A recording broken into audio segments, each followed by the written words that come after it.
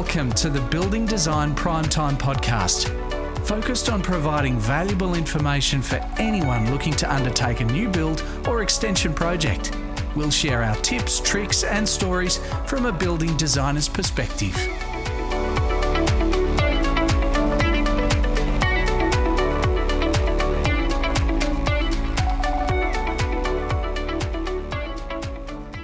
Welcome to the Building Design Primetime Podcast. I'm your host, Amelia, and once again we're joined by Frank Geskus. Hey, Amelia. Happy Friday. Happy Friday. Love it. Got a nice glass of Tasmanian Cab Merlot, and it's going down really well. It is going down very nicely. It'll make our topic of conversation probably go really fast today, or our glasses empty really quickly. We've still got the rest of the bottle to go. Oh, jeepers. Oh, no. We have to drive home, most of us. Yeah, it's got to be responsible. Yes. But it's a nice home oak, just a plug for them. Delicious. Yep, highly recommend that one. Very, very nice. So what are we going to talk about today? Look, I thought we would have a chat about ventilation because we had a little bit of a discussion earlier in the week with the team on this. The whole team. The whole team. And I thought it would be a really good topic to sort of get customers to understand a little bit more about it and why it is actually really important. It's very important and a very hot topic in our industry. It is. Due to some poor decisions made by the National Construction Code and the Bushfire Code, and it's now caused major problems in houses all over Australia. I mean, to be fair though, it's tricky because you've got, the bushfire side of things where you try and tighten up a house and make it so the embers don't get in. Exactly. And then you've got the ventilation side of things, which is the opposite. Trying to get the air out. Yeah, so it's sort of a catch-22 in some respects. Oh, I'll be honest, I think it's a bit narrow-sighted by everyone. So where's the balance? You vent it with suitable vents for bushfire attack. Okay. The technology was always there, but they never put it in writing, and it's really short-sighted by the people in charge making these rules. Because they bring a rule in, hey, we've got bushfire problems, let's tighten up all the houses, won't burn. Now the houses don't burn, we've got mould and mildew and all this. Houses aren't breathing, so they become sick. It's really foolish. We were talking before about, older houses, the 80s, 70s, 60s, 50s, and they're brick veneer, especially coming into the 40s. They're doing these, the brick and block was becoming popular. Mm-hmm. And then they had vents in all the rooms. Yeah, our house has it. Yeah, went into the wall. And none of these houses had insulation. That's right. Cold. Yes. We all grew up in one, I suppose. Well, I did probably. And the insulation then was another jumper. Yes. Yeah, couldn't turn the heater on because you couldn't afford it. Extra blanket. As my dad kept telling me. Yeah. I think that was the way back then. It was. But look, they knew then you need to ventilate every room of the house, naturally ventilate. It wasn't fans or anything, it was just vents in the wall. And yes, it was cold and creeping crawlies came through it and all that. But they didn't have the same level of mould issues as we have now. Now it's all really tight, and the only way you can get movement is cracking the window open. But if you're on a -3 night here in Launceston, you don't really want to open your window. No. But you've still got to open your windows to get the dirty air out. But also your roof's got a vent, floor's got a vent, your walls have got a vent, we got a vent. Yeah. You probably don't notice, but you don't want to breathe in dirty air from other people and yourself. And moist air and all the rest of it. Yeah. Because it is dirty. All the air from the bad curries. Yep. All that. Burnt the toast. Yep. All that.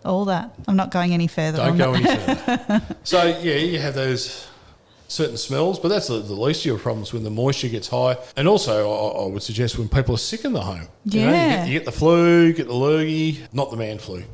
Not the man flu? Because it doesn't spread to women, apparently. Really? No. So interesting. your women keep telling us. So it's changing the air inside your house so it becomes healthy. But what about the health around your floor, your wall, your roof? Might sound weird, doesn't it? Well, I guess a little bit. How many people that's designing and building a new house actually looks into this stuff? Probably none of them, to be fair. They don't have to. No, they don't have to, but they don't know. To be right. And exactly. It doesn't cause a problem. So I want to start on floors, timber floors. You have to have good ventilation because it gets moist. Yeah, and it can rot if moisture gets in. So you can have moisture coming through the ground. You have moisture coming from other areas. It could be high humidity. And then and if you can't get enough ventilation, timber will rot. Straight fact. And plenty of designers and architects, builders, engineers, all these people know this for a fact. There's plenty of floors that have failed and collapsed. And the ones that collapse the most is renovations I've seen, where they've gone and replaced a floor, they put in pine or whatever instead of the original hardwood, and it can't handle it. And it's just destroyed. And they haven't provided enough space around to ventilate. Or in some cases you do an extension and it actually messes up the ventilation. You've got to put fans in underneath your floor. Now, I can't emphasise how important it is to vent under a floor. There is a slight problem where I've seen many times where people do their gardening and they've got the vents on the side of the house and they push their mulch, plants, dirt, and they cover up these vents. Big no-no. Big no-no, because then your floor can't breathe. I've been under floors where you look up and the underside of the flooring is all beaded in moisture. Oh, yuck. So it's wet, like really wet, it's dripping. And then what's going to happen, your floor's going to rot. And in most modern homes, that floor is generally chipboard. Yes. It's like a sponge.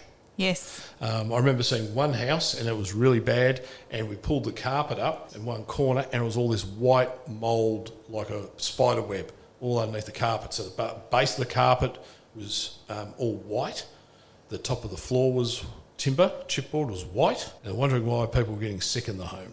Yeah, yuck. Yeah, and that was due to lack of ventilation. They didn't deal with the drainage around the house as well. I've seen floors fail, as in collapse, as in fall through type stuff. Yep. Seen it in bathrooms. I saw one house where they didn't know it was an old rivulet and they were the lowest point of the subdivision, and water went under the house all the time. Really? Yep. That house we had to end up demolishing because it was so bad. Oh, that's crazy. It was unbelievable. Wow. So, yeah, and this is how serious this is. It will make you so sick. Moisture turns to mould in the right conditions.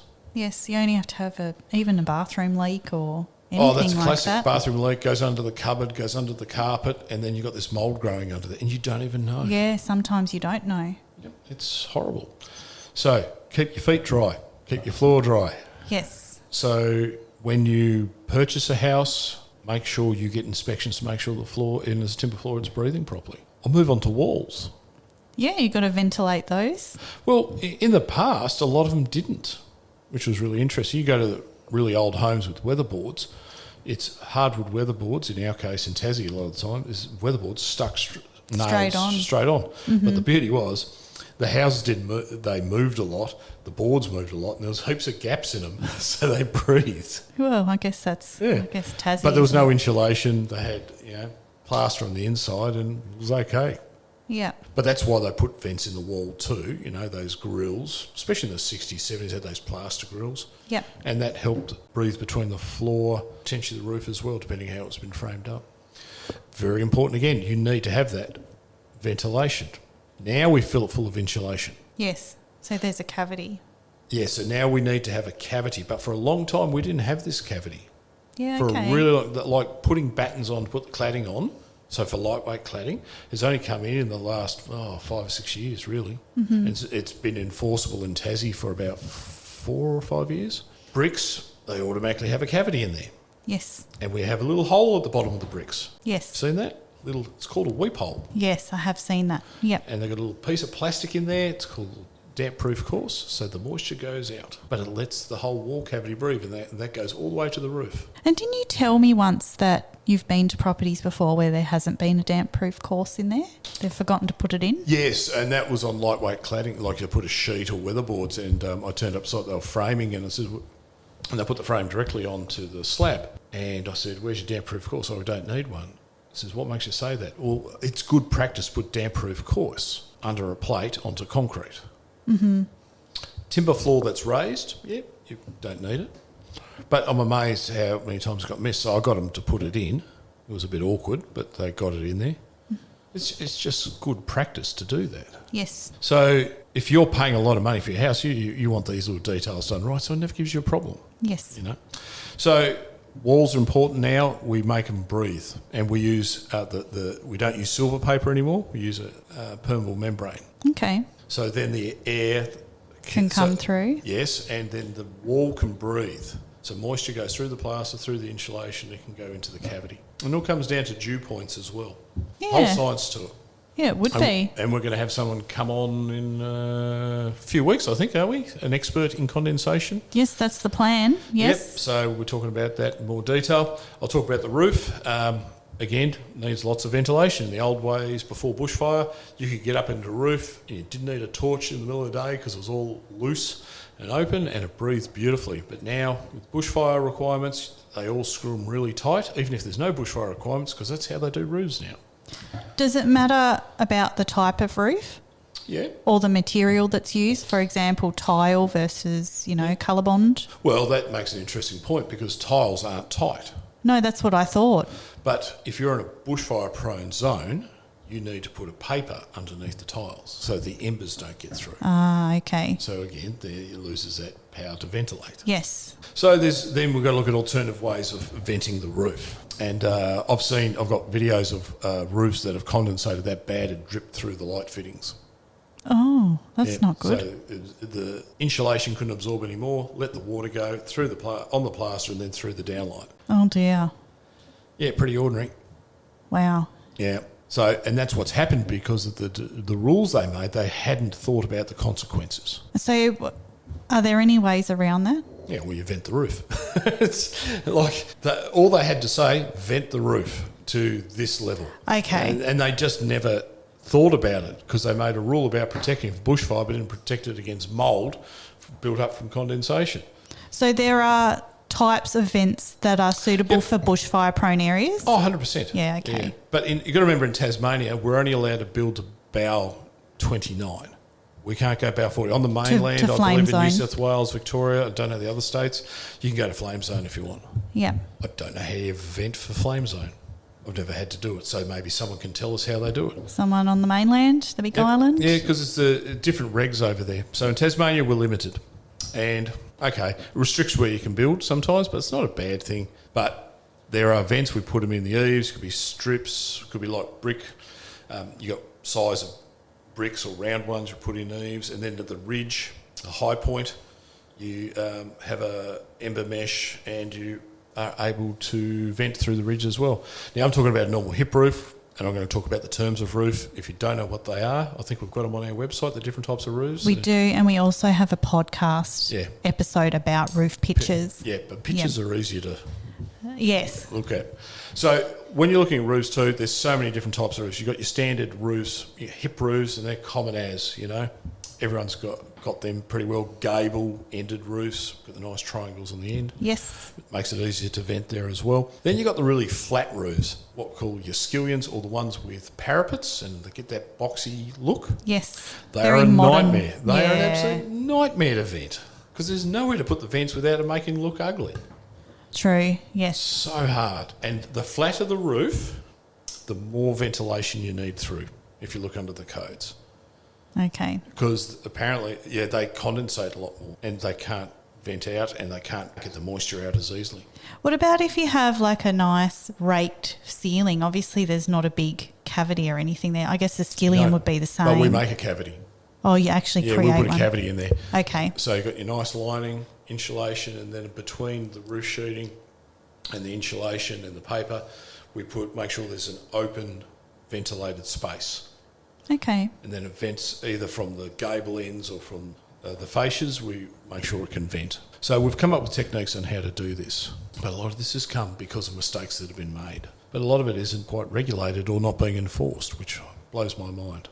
Really? Yeah. So if you're buying a house, if you're building a house, or renovating a house, insist on getting your roof well vented. So many times it's been missed. It's starting to become more and more, the building surveyors are pushing it, but some building surveyors may not be on top of the ball with that. But I'd be pushing it because you've got potential mould problems. How do you recommend customers that are either building new or have purchased a property? I mean, obviously you said get an inspection for those that are buying established, but what about for new homes? What can people do if they have concerns about this and they're not sure? If it's at the design stage, you can ask them to ensure that it's well vented, that it's not going to cause me a problem for the life of the building. Yes. And they'll freak them out when you say that. I think particular piece of mechanical ventilation could be very helpful. We've spoken about it before. It's a heat recovery ventilation system, very common in Europe, and they can remove all the dirty air out of your house, including the moisture, suck it clean out, bring fresh air in, and then it can transfer the heat of the heated air. And in Tassie, we need that because we're a colder climate. Grab the heat out of that, about 85% of it, reheat the air coming in. So would that potentially replace the need to have, to open your windows all the time? Yes. Okay. But it also comes down to changing your filters regularly, maintaining the system. Yes. Okay, so there's a few catches with that. And that's a good way because then there's less chance of moisture because our bodies, we release moisture. Mm-hmm. You cook in your curry, there's going to be a lot of moisture. You're cooking all this food, you're boiling your spuds and all the rest of it, there's going to be a lot of moisture. And surprisingly, your extraction fan doesn't pull everything out. No, that's very true. Yeah, you have a shower, the fan doesn't pull everything out. Because what happens when you leave the room? You have a shower, leave the room, what do? Well, you turn the fan off. Most people do, but they should probably leave it on for a few minutes after they've gotten out of the shower. Would you believe under the regs, you're supposed to have a fan with a delayed timer on it so it keeps going? I don't know any that actually have that on there. I know mine doesn't. Yep, mine doesn't. I get into the habit of just leaving it on for 15 minutes. Mm-hmm. It's a good idea. Yes, so there's a few things that are not being enforced from the building code, so that's where that ventilation is really important. Get the moisture out. Bathrooms are the worst. So I think when you're talking to your designer, talk to make it, because you don't know you're going to have a problem. I've got to go back to that. You don't know if you're going to end up having a mould problem until years and years down the track, and you may not even know because it's hidden behind the wall cavity, it's under the floor, it's in the roof. You don't know because you don't go into that space until someone gets sick or you don't know why they're sick.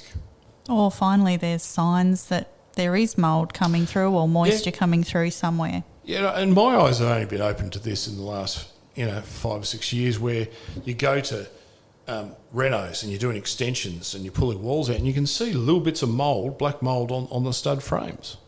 Oh, really? Yeah, wow. on a couple of them, yeah. Yeah.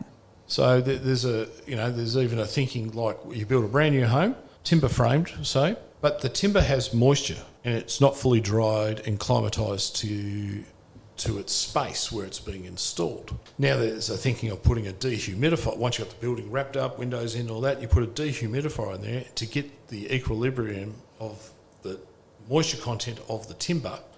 So once you seal it, because that's what you're doing, yes. Once you put the insulation, plaster on, it's all wrapped up, it's sealed. Yeah, and you don't want any moisture in there, do you? Well, you're allowed a minimum amount of moisture, but you want to be able to reduce the chance of mould growth. Yes. So then why don't we dry our houses out before we install everything else out? Makes sense. Yeah, it makes sense but you don't know what you don't know and you can't see it. Very true. So I think those things have got to be taken care of. And I'm a big fan for the heat recovery ventilation systems because it gets all the dirty air out of your house and you've got fresh air all the time. And you've got HEPA filters on them. Hippie filters. No. So then for those in Tasmania, specifically with allergies, with their hay fever, because it seems like every second person in Tassie's got hay fever. Or asthma. Or asthma. Asthma's we've got a big huge one. things of asthma here. That HEPA filter that built into that ventilation system can take out quite a number of those nasties in the air. Yeah, good idea. Those nasties are in the environment, though. That's the crazy thing. True, that's true. So it can take that out. Very cool. So vent your house. Let your house breathe. Yes, good idea. So that gives you a little bit of an insight, and there's lots of debates, and we've got an expert coming in a little while to talk about it further and potentially give some more ideas and tips. Yeah, that'd be great. So vent your house. Vent your house, open your windows, or look at installing a heat recovery ventilation system. It actually is a very good start. Yeah. Oh, and better fans in your bathroom. Oh, don't get me started on that. And please, IXL, don't get offended at this, but the IXL Tastics do not draw enough air. Whatever we've got is terrible. Yeah. So there are bad ones out there. Put an individual fan in over your shower or an inline fan that will suck the spaghetti out of your saucepan, just suck all the steam out. Suck the spaghetti out of your saucepan. So, find something that will just suck all the steam out. Yeah. And then keep it on afterwards. Good idea. Just dry out your wet areas as much as possible. Yeah. Oh, laundry dryers. Make sure they're vented outside. Yes. Don't turn your laundry into a sauna. Yes, that's really... I've heard of that one before, actually. It's Laundries. crazy. And you don't often think of that it can cause mould, but I mean... Read the instructions. Yeah. It tells you to actually vent it outside. Yes. Yes. All right, any take-home points for anyone? Yeah, vent your house. Vent your house. Oh, well, yeah, that's pretty That's straightforward. the theme. Okay. So, you know, like, it's a good idea. We'll just stick with that, eh? Yeah, we better finish this wine. Thanks for listening to the Building Design Primetime podcast. Catch you later.